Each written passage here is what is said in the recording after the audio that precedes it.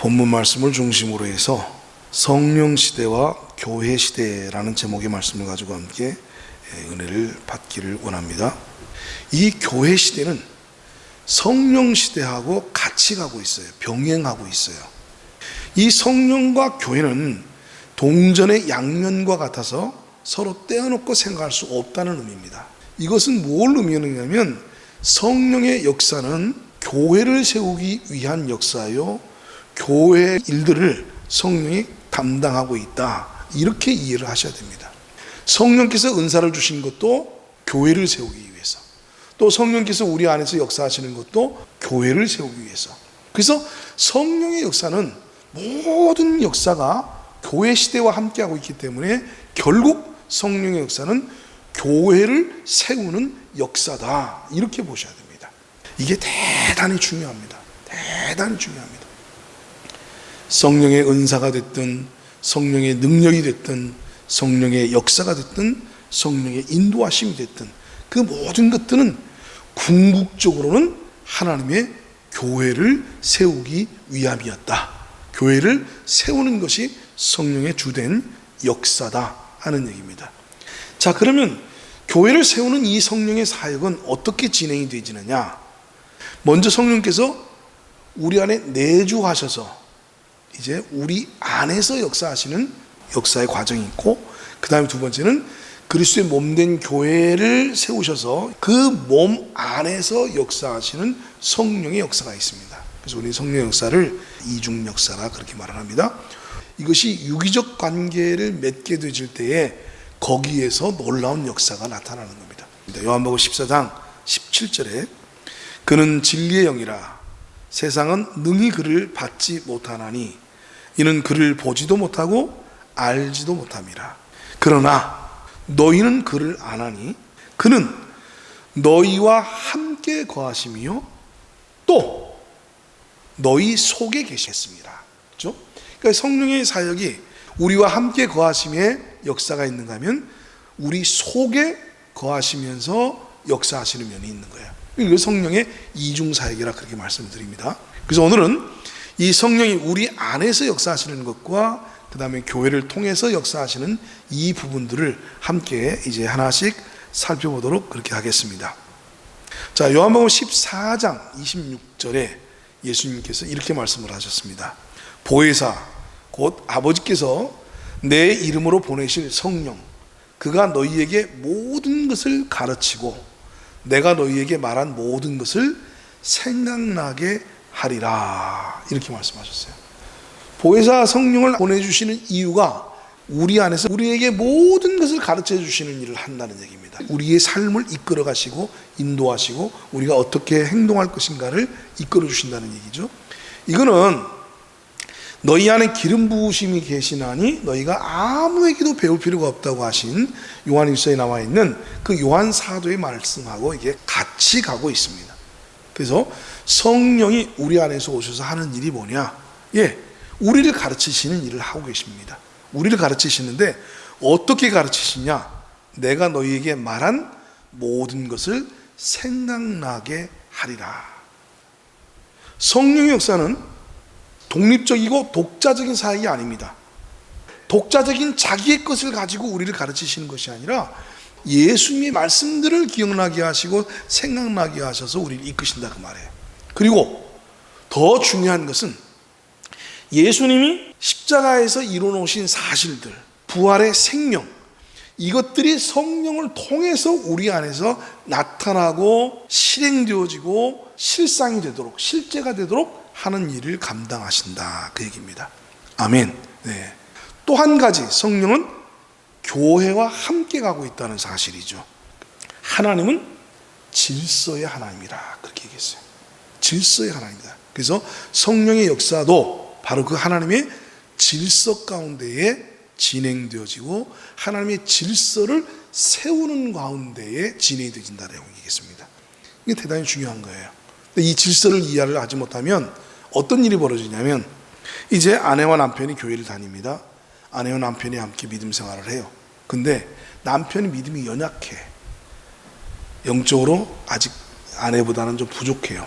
근데 어느 날 아내가 성령으로 충만한 체험을 했어요. 성령 체험을 하고 그리고 어떤 은사를 받았어요. 성령 체험을 하고 은사를 받고 나니까 남편이 하찮게 여겨져요. 은혜도 못 받고 성령 체험도 못하고 은사도 없고 이래가지고 이제 남편을 구박하고 말끝마다 무시하는 듯하고 어린애 훈계하듯 훈계하고 가르치듯 가르치고 그것도 하나 몰라요. 아니 왜 그렇게 행동해요? 그렇게 하지 말라니까. 그냥 매사에 어린애 다루듯이 그렇게 다뤄버려요. 그게 성령의 역사겠어요? 아니죠. 예수님이 분명히 말씀하셨습니다. 그 열매를 보아 그 나무를 알지니. 그 사람의 정체는요, 그가 어떤 열매를 맺고 있느냐, 바로 그겁니다. 그가 어떤 열매를 맺고 있느냐는 그 열매를 보면은 그 나무가 어떤 나무가를 알 수 있어요. 근데 내가 성령으로 충만해졌다, 성령을 체험을 했다, 이제 성령의 은사가 내 안에 임했다, 이래가지고 그가 거칠어지고 상대를 무시하고, 그리고 특별히 이 말들이 곱지를 않아. 신사적이고 고품격적이고 우아하지 않고 마치 몰입애들이나 쓰는 그런 말들을 하고 그런 거친 용어들과 그리고 거친 태도를 가지고 행한다는 말이죠. 그러면 그것이 성령의 역사겠느냐? 아니라는 거죠. 아닙니다. 성령의 뜻 가운데 바르게 서 있는 건 아닙니다. 왜? 성령은 질서의 하나님이시기 때문에. 술 취하지 말라 이는 방탕한 것이니 오직 너희는 성령으로 충만함을 받으라 라고 말씀하시고 난 이후에 아내들은 남편에게 순종하라. 그리고 남편은 그리스도께서 교회를 사랑하신 것처럼 사랑하라. 이렇게 말씀하시잖아요. 그게 성령의 열매예요. 그러니까 성령의 열매는 그렇게 나타나는 거예요. 어떤 은사를 체험을 했든 어떤 강력한 성령을 체험을 했든 그 사람이 교회에 들어와서는 그 목회자의 그 지도 아래 그 질서 가운데 들어가 있어야 돼요.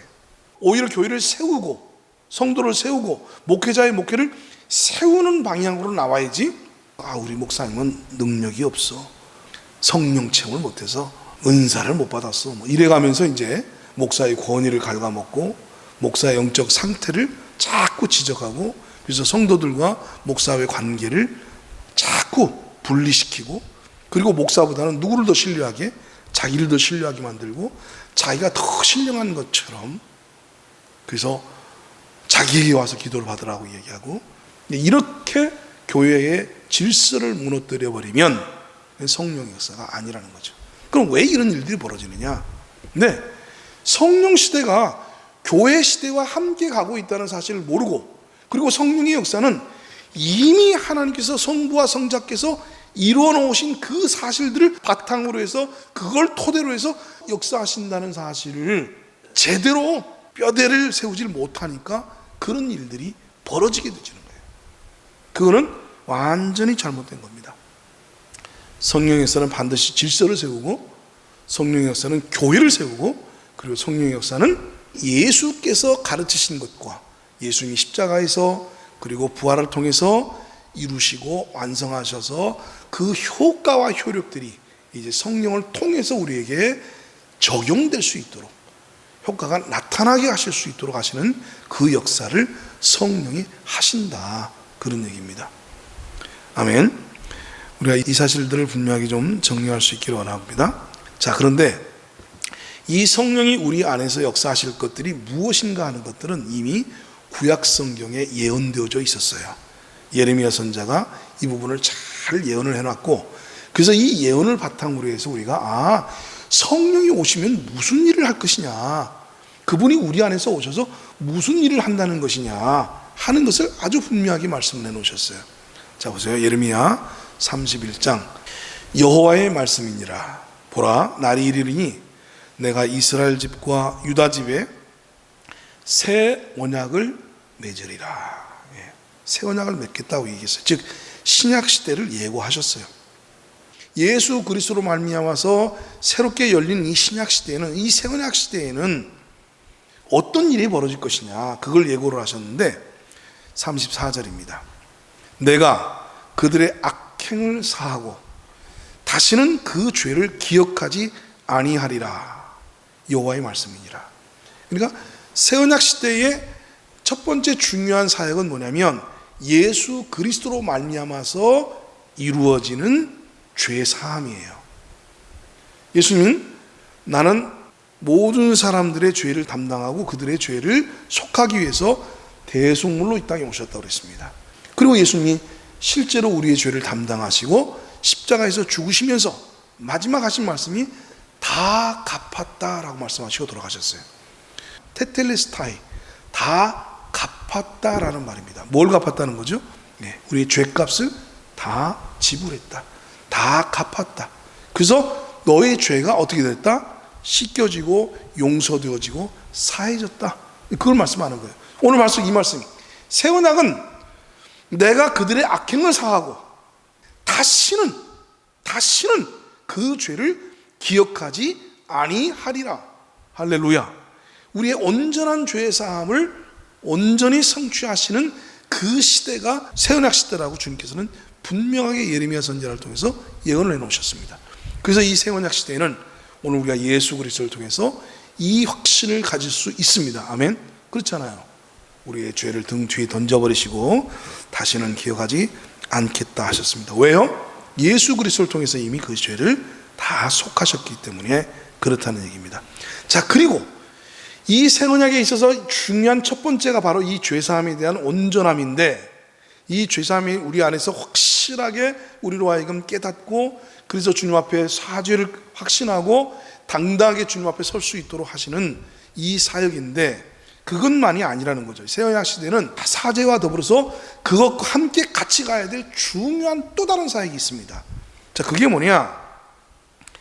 예레미야 31장 33절에 언급하신 말씀인데, 이 말씀이 이렇습니다. 그러나 그날 후에 내가 이스라엘 집과 맺을 언약은, 이 새 언약입니다, 이러하니 곧 내가 나의 법을 그들 속에 두며 그들의 마음에 기록하여 나는 그들의 하나님이 되고 그들은 내 백성이 될 것이라.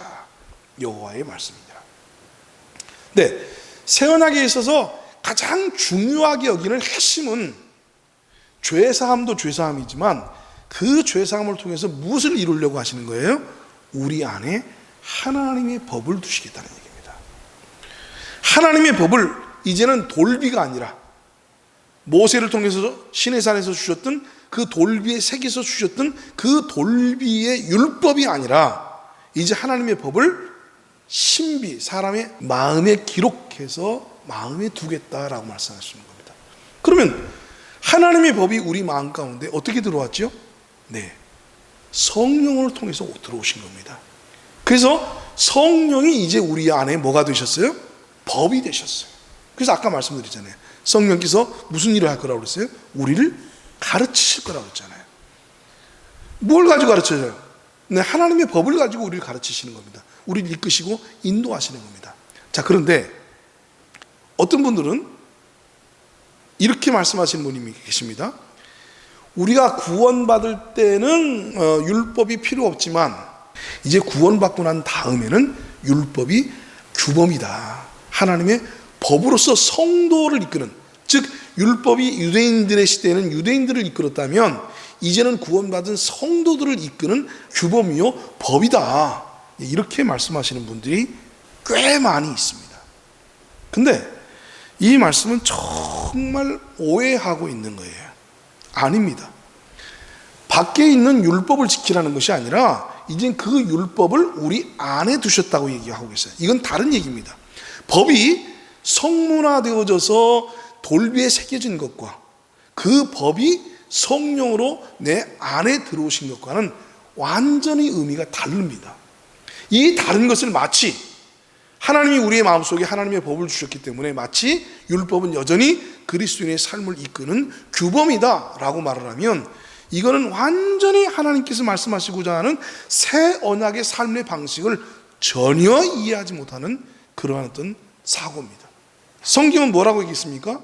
주의 영이 계신 곳에는 자유가 있다고 그랬어요.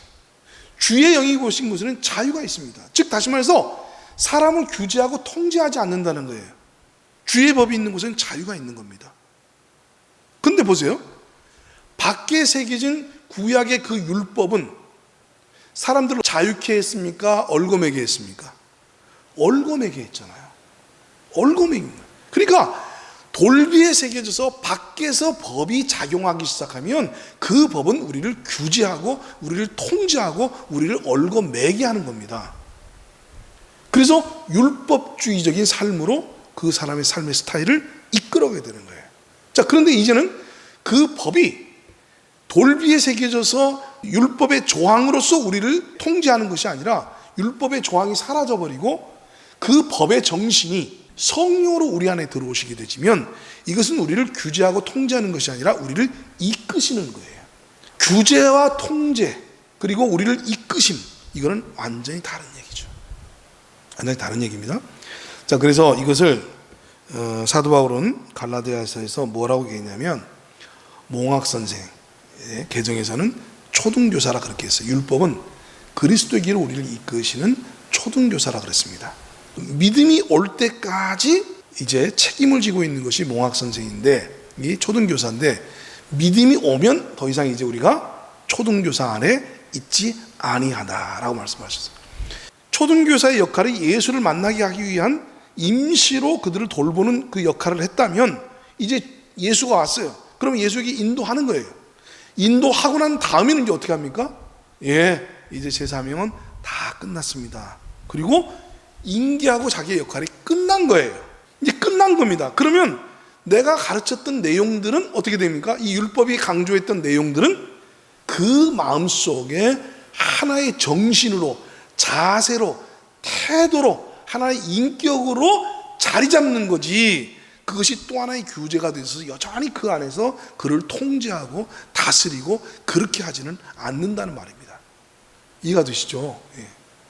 자, 예를 들어서 이렇습니다. 우리 가정의 규칙, 아버지가 들어오면 일어서서 무조건 수고하셨습니다, 잘 다녀오셨습니까? 라고 인사를 해야 된다 라고 법을 바깥에 세워놨어요. 그리고 그걸 안 지키면 야단을 맞아야 돼. 그건 밖에 있는 규범화되어진 법입니다. 그건 통제하는 거예요. 얼거매는 거예요. 근데 이제 아버지가 어느 날 얘기합니다. 야, 이제 네가 오늘부터 성인이 됐는데 언제까지 이 법 여기에 매여 있을 수는 없잖아. 자, 이제는 해방이야, 자유롭게 해도 돼 하고 그 써놓은 법을 치워버렸어요. 아버지가 퇴근을 했는데 이 성인이 된 아들이, 아버지 다녀오셨어요? 아이고 오늘도 수고하셨습니다 라고 인사를 하지 않는다고 해서 아버지에게 야단을 맞아요, 안 맞아요? 예? 안 맞아요. 혼나질 않습니다. 왜 내가 가르쳐준 대로 안 하지? 왜 내가 세운 규칙대로 안 하지? 우리의 가법은 무조건 가장이 들어오면 인사를 하는 건데, 그리고 수고하셨습니다라고 얘기를 해야 되는 건데 왜 안 하지? 이제는 이렇게 통제하고 규제하고 야단을 치지 않는다는 말이에요. 왜냐하면 이것이 너의 인격이 되도록 하기 위해서는 내가 너에게 젊어서 통제를 했지만 이젠 넌 성인이야. 성인이 됐기 때문에 이제 네가 알아서 네가 자유롭게 해 라고 자유를 준 겁니다. 규제를 풀어놓은 거예요. 그러나 규제를 풀어놨지만 아버지의 갈망은 뭐예요? 어렸을 때부터 내가 훈련해 온 대로 너는 어른들을 보면 잘 공경할 줄 아는 아이가 됐으면 좋겠고, 그 아버지의 그 수고와 그 노력들을 이해하고 감사할 줄 아는 사람이 됐으면 좋겠다 하는 그 마음이잖아요. 그러니까 그 마음이 이 아이의 마음속에 형성이 되졌어요. 그래서 아버지가 들어오셨어요. 이제는 아버지가 들어오면 규칙에 매여서, 아버지 안녕하세요, 오늘도 수고하셨습니다, 감사합니다, 규칙에 매여서 하는 것이 아니라 너무 자연스럽게, 아버지 오늘 수고하셨네요, 아이고 오늘도 애쓰셨어요, 늘 감사해요, 내가 아버지 감사하는 거 아시죠? 이건 다른 거죠. 이거는 법으로 매여서 하는 것이 아니라 내 마음속에 아버지에 대한 감사, 아버지에 대한 어떤 존경심, 이런 것들이 내 안에서 자발적으로 나의 인격화되어져서 나타나는 표현인 거예요. 내가 그렇게 하지 않아도 아버지한테 내가 야단 안 맞아요. 아버지와 나의 관계가 문제가 안 생겨요. 내가 그렇게 안 한다고 해서 그 일로 인해서 어떤 손해를 보거나 불이익을 당하거나 그로 인해서 문제가 생기지 않아요. 그래서 법이 돌비의 세계에서 여전히 그리스도인의 삶을 통제하고 있을 거라는 생각은, 이거는 성경을 잘못 이해한 거고 새 언약의 어떤 삶의 의미를 잘못 오해하고 있는 것이다 그 말입니다. 오히려 이제 법이 우리의 마음이 새겨졌어요. 그래서 성령이 우리 안에서 우리의 수준에 따라서, 우리의 형편에 따라서, 우리의 상황에 따라서 그때그때 적재적소에 우리를 하나님이 원하시는 사람으로 이끌어 가시는 자유의 법으로 우리 안에서 일하신다. 이것이 법을 하나님이 우리 마음에 두셨고 생각에 두셨다는 말씀이다 하는 얘기입니다. 두 번째로 이제 성령의 이중사역 중에서 교회 안에서 하시는 사역은 뭐냐, 다음 주에 하도록 그렇게 하겠습니다. 오늘 말씀을 맺겠습니다. 하나님, 삼위 하나님, 성부, 성자, 성령, 이 삼위 하나님께서 인간을 향한 경륜의 계획을 가지시고 협력해서 경륜 사역을 담당하시는데, 이 성령 시대는 교회 시대와 같이 공존하고 교회 시대와 함께 병행하는 것을 우리가 알 수 있어요. 이거는 성령의 사역이 바로 교회를 세우는 일이요, 교회 안에서 일하는 것이요, 교회와 함께 그 하나님이 예수님을 통해서 완성하신 것들, 창세전부터 계획하셨던 것들을 구체화시키는, 실제화시키는 그 역할을 성령이 하실 수 있도록 하셨는데, 성령이 단독적으로 그 일을 행하시는 것이 아니라 이 그리스도의 몸인 교회와 함께 병행해서 그 사역을 함께 하게 하시도록 하나님이 하셨다는 얘기입니다. 그러니까 우리가 개인적으로 오늘 아까 살펴보신 대로 성령이 오셔서 우리의 구원을 확신하게 만들고 우리 안에서 성령이 하나님의 법으로서 우리를 이끄시고 인도하시는 것이 귀하지만, 그러나 그것만으로는 부족하다고 말해요. 그것만으로는 부족합니다. 그래서 하나님께서는 성령과 더불어서 교회를 세우셨어요. 그래서 교회와 성령이 이제 짝이 되어져서 서로 협력해서 함께 유기적으로 작용해서 하나님의 뜻을 이루신다. 그것이 바로 성령 시대요, 그것이 바로 교회 시대다 하는 사실을 우리가 살펴봤고요. 그럼 교회 안의 성령이 어떻게 역사하시느냐, 이것은 다음 주에 살펴보도록 그렇게 하겠습니다.